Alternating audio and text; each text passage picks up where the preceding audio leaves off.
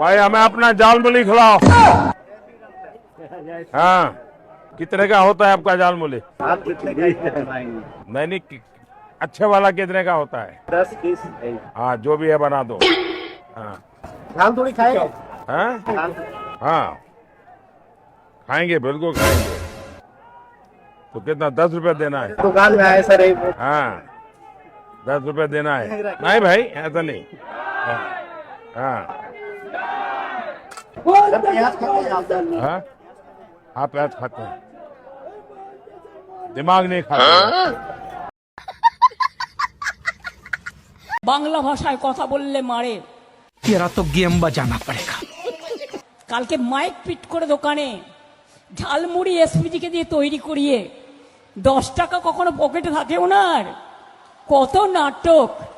নির্বাচনের সময় গুহাতে গিয়ে বসে থাকেন, কখনো নির্বাচনের সময় বলে আমি চায়ওয়ালা, 10 টাকা বের করে ঝালমুড়ি খাচ্ছে।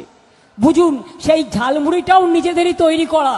আর যদি তৈরি করা না হবে তাহলে দোকানে ক্যামেরা ফিট আগের থেকে ছিল কি করে?